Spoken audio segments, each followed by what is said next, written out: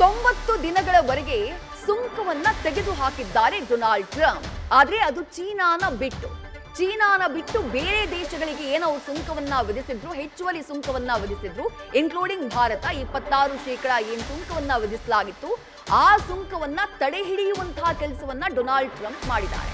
ಯಾವಾಗ ತಾವು ತೆಗೆದುಕೊಂಡಂತಹ ನಿರ್ಧಾರದಿಂದ ತಮ್ಮ ದೇಶದಲ್ಲೇ ದೊಡ್ಡ ಮಟ್ಟದ ಅಲ್ಲೋಲ ಕಲ್ಲೋಲ ಸೃಷ್ಟಿಯಾದ ಮೇಲೆ, ತಮ್ಮ ದೇಶದ ಜನರೇ ತಿರುಗಿ ಬಿದ್ದ ಮೇಲೆ, ತಮ್ಮ ದೇಶದ ಕಂಪನಿಗಳಿಗೆ ಹೊಡೆತ ಬಿದ್ದ ಮೇಲೆ ಡೊನಾಲ್ಡ್ ಟ್ರಂಪ್ ಈ ನಿರ್ಧಾರವನ್ನ ತೆಗೆದುಕೊಂಡಿದ್ದಾರೆ.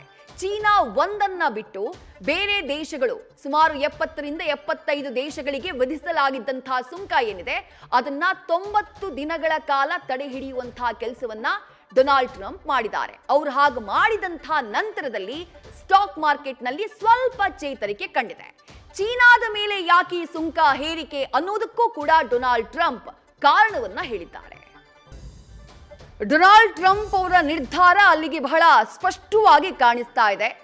ತನ್ನ ಮೇಲೆ ಪ್ರತೀಕಾರದ ಸುಂಕವನ್ನ ಹಾಕಿರುವಂತಹ ಚೀನಾದ ವಿರುದ್ಧ ತನ್ನ ಸುಂಕ ಸಮರ ನಿಲ್ಲೋದಿಲ್ಲ, ಅವರು ಹಾಕಿದ್ದಕ್ಕಿಂತ ಡಬಲ್ ಹಾಕ್ತೀವಿ ಅನ್ನುವಂಥ ಅರ್ಥದಲ್ಲಿ ಮಾತನಾಡಿದ್ದಾರೆ. ಉಳಿದಂತೆ ಬೇರೆ ದೇಶಗಳೇನಿದ್ದಾವೆ ಸುಮಾರು 75ಕ್ಕೂ ಹೆಚ್ಚು ದೇಶಗಳು ಈ ಸುಂಕವನ್ನ ಏರಿಕೆ ಮಾಡಿದಂತಹ ನಂತರದಲ್ಲಿ ನಮ್ಮ ಜೊತೆಗೆ ಮಾತುಕತೆಗೆ ಮುಂದಾಗಿದ್ದಾವೆ. ಅವರು ಪ್ರತೀಕಾರದ ಟ್ಯಾರಿಫ್ ಅನ್ನ ಸುಂಕವನ್ನ ನಮ್ಮ ಮೇಲೆ ಹಾಕಿಲ್ಲ.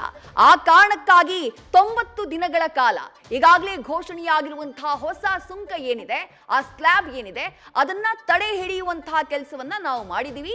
ಮೊದಲಿದ್ದಂತಹ 10% ಆಮದು ಸುಂಕ ಏನಿತ್ತು ಅದೇ ಕಂಟಿನ್ಯೂ ಆಗಲಿದೆ ಮುಂದಿನ 90 ದಿನಗಳ ಕಾಲ ಅಂತ ಹೇಳಿ ಡೊನಾಲ್ಡ್ ಟ್ರಂಪ್ ಹೇಳಿದ್ದಾರೆ.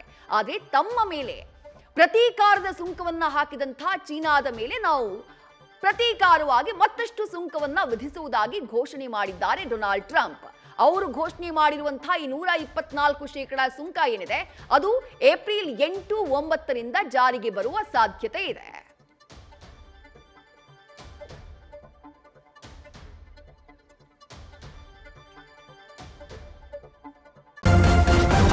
ನ್ಯೂಸ್ ಫಸ್ಟ್ ನಿರ್ಭೀತಿಯಿಂದ ನಿಮ್ಮ ಪರವಾಗಿ.